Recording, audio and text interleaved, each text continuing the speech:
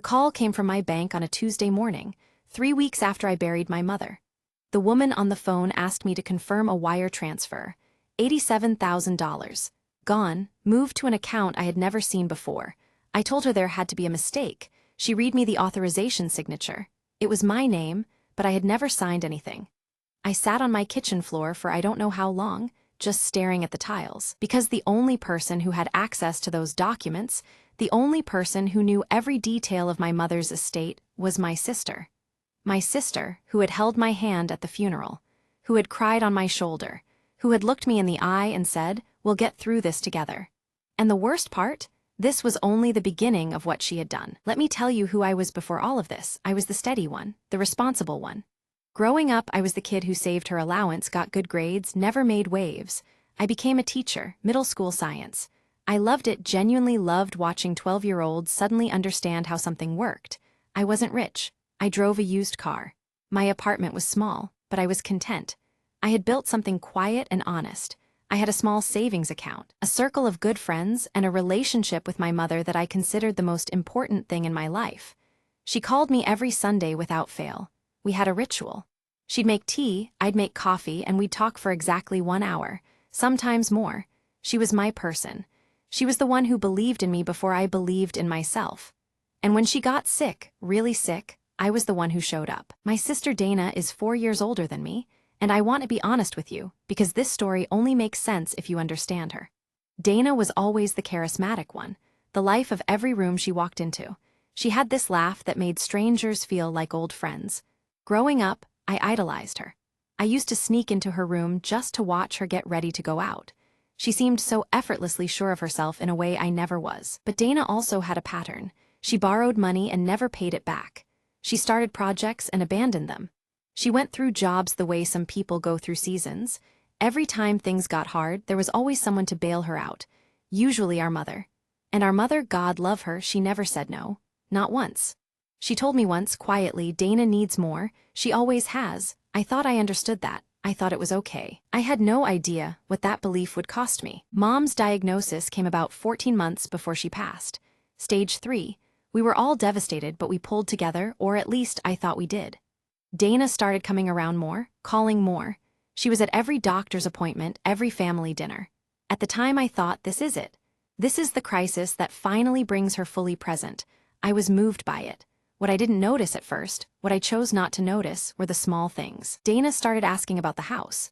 Just casually, "What do you think it's worth these days?" She'd mention the investment accounts Mom had. Nothing alarming on its own. Just curious questions from a concerned daughter, right? Then one afternoon, I walked in on Dana and Mom having a hushed conversation at the kitchen table. Papers spread out in front of them. When I walked in, Dana gathered everything up quickly and said they were just going over bills. Mom looked tired. She looked somewhere else entirely. I told myself it was the medication, but something small and cold settled in my chest, and it stayed there. Mom passed on a Thursday in late autumn. Peaceful, the nurses said. I was holding her hand. Dana was on the other side of the bed. We stayed like that for a long time after.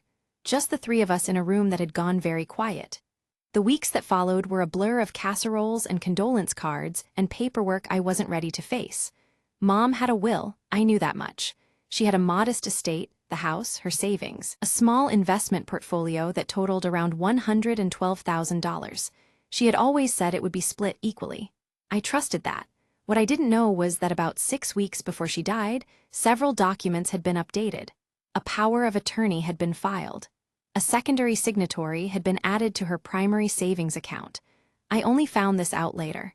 But in those first raw weeks of grief, I started to notice that Dana was handling everything. Every call with the attorney, every bank visit. And whenever I asked to be included, she'd say, "I've got it. You're exhausted. Let me carry this." I believed her. Why wouldn't I? She was my sister. It was that Tuesday morning phone call that cracked it open. After I got off the phone with the bank, I called the estate attorney directly, not through Dana, for the first time. What he told me made my hands go numb.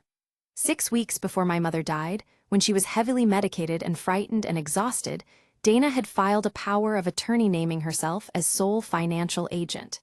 She had added herself as joint owner, not beneficiary, owner of the primary savings account. She had transferred $87,000 out of that account before probate could freeze it.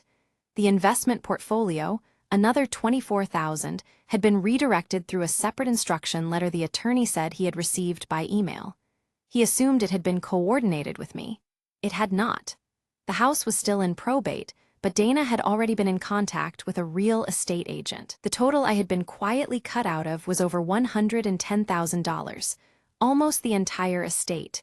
The attorney's voice was careful and professional. Mine was not. I remember hanging up the phone and just screaming. One long, raw sound into an empty apartment, because my mother was gone. And Dana had used her dying days to take everything. I called Dana that same afternoon.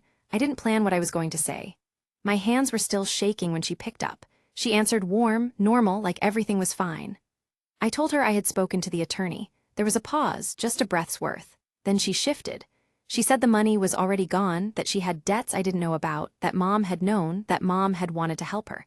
She said it wasn't stealing, it was just what Mom would have wanted. I asked her why Mom's signature appeared on documents that were filed while Mom was barely conscious on morphine. She said I was being dramatic. She said I was making this ugly when it didn't have to be. And then, and I still think about this, she said, you were always the favorite. You always had it easier. This was mine. I didn't yell. Something in me went very still. I told her that I had every document. I told her I had spoken to an attorney. I told her she had made a serious mistake. She laughed, actually laughed, then she hung up. That laugh is what made me decide to fight. The weeks after that call were the hardest of my life. And I want to be honest with you about that because I think people expect grief and betrayal to make you strong and righteous immediately. They don't. I stopped sleeping properly. I'd lie awake replaying every conversation, every moment I should have seen it coming. I lost weight I didn't have to lose. My students noticed something was wrong. I was going through the motions of my life while something inside me was just offline. What made it worse was the isolation. I couldn't talk about it easily. When you tell someone your sister stole from your dying mother, they don't know how to hold that. Some people said maybe she needed it more. One person actually told me, family is family. I wanted to disappear into the floor. I missed my mother desperately, and every time I missed her, I was reminded of what Dana had done to her memory, to her wishes, to the last thing she had left us. I had a choice to make. I could let grief and shame bury me, or I could get up. I got up on a Monday. That's how I remember it. A Monday. I made coffee. I sat at my kitchen table, the same table where I had collapsed weeks before, and I opened my laptop. I started writing down everything I knew, every date, every amount, every conversation I could reconstruct. I had saved texts from Dana that referenced the estate. I had emails the attorney had forwarded to me once I formally requested the file. I had a copy of my mother's original will, the one from 3 years prior, before anything was changed, and it was clear. Equal split. No exceptions. I found a probate litigation attorney through a referral from a colleague. I walked into his office with a folder 3 inches thick. He looked at everything quietly. Then he looked at me. And he said, "This is a strong case." 4 words, that's all I needed.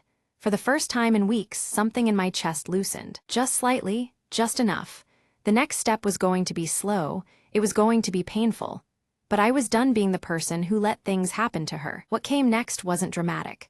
I want you to understand that. There was no big confrontation. No scene. It was paperwork and patience and phone calls I had to pull myself together to make. My attorney filed a formal challenge to the power of attorney documents, citing undue influence, a legal term for when someone manipulates a vulnerable person into signing documents they wouldn't otherwise sign. We subpoenaed the hospital records, showing my mother's cognitive and physical state on the dates she allegedly signed. We got her prescriptions on file. We tracked the wire transfer to an account held jointly by Dana and a man I had never heard of, someone she'd apparently been involved with for years. Someone who also had debts. The picture that emerged was not of a grieving daughter trying to honor her mother's wishes. It was of a planned, deliberate transfer of assets from a dying woman who couldn't protect herself. Meanwhile, Dana had no idea how much I had gathered. She sent me one text during this period. It said, "I hope you're okay." I saved that too. I kept everything, every piece, and I waited. 7 months after my mother's funeral, Dana received a formal legal notice. My attorney told me her response was immediate panic. She called him directly, which she shouldn't have done, and said she wanted to discuss a settlement. We entered mediation. I want you to know that I did not feel satisfaction in the room that day. I felt tired and sad and furious all at once. Dana came in with her own attorney. She looked smaller than I remembered. She didn't meet my eyes for a long time. The mediation took 2 sessions. Dana had already spent a significant portion of the money on what, I'll let you imagine. But she had assets. She had the money from our mother's investment account that hadn't been fully liquidated. Her attorney eventually conceded on nearly every point. The undue influence documentation was devastating. The hospital records alone told the whole story. In the end, Dana agreed to repay $81,000 in a structured settlement. The house went through proper probate and was split according to the original will, which gave me 55% because of a provision Dana had somehow overlooked. Total recovered, just over $103,000. And Dana was formally reported to the State Bar's Elder Abuse Referral Unit. I did not ask for that. My attorney filed it as a matter of course. The system, for once, worked. I won't tell you everything is healed. That would be a lie, and you deserve the truth. I don't have a sister anymore, not in any meaningful sense. We are 2 people who share a bloodline and nothing else. That is a grief of its own. But here is what I do have. I have my mother's memory back, because I fought for what she actually wanted. I have a fund I started in her name that helps other families navigate estate disputes, because I learned that what happened to me happens more than anyone talks about. I have something I didn't expect to gain from any of this, a deep, unshakable knowledge of my own strength. I was the quiet one, the steady one, the one who never made waves. But when it truly mattered, when my mother's legacy was on the line, I made every wave necessary. If you are sitting with something someone did to you that felt unfair and permanent and too big to fight, I want you to hear this. Document everything. Get an attorney. Trust the cold feeling in your chest. It knows, it always knows. If this story hit you somewhere real, hit that subscribe button, because every week on Dossier Karma, we tell stories like this one. Stories about betrayal, about fighting back, and about the kind of justice that actually arrives. And I want to know, drop it in the comments right now, have you ever had someone in your family do something unforgivable? How did you handle it? I read every single one. I'll see you in the next story.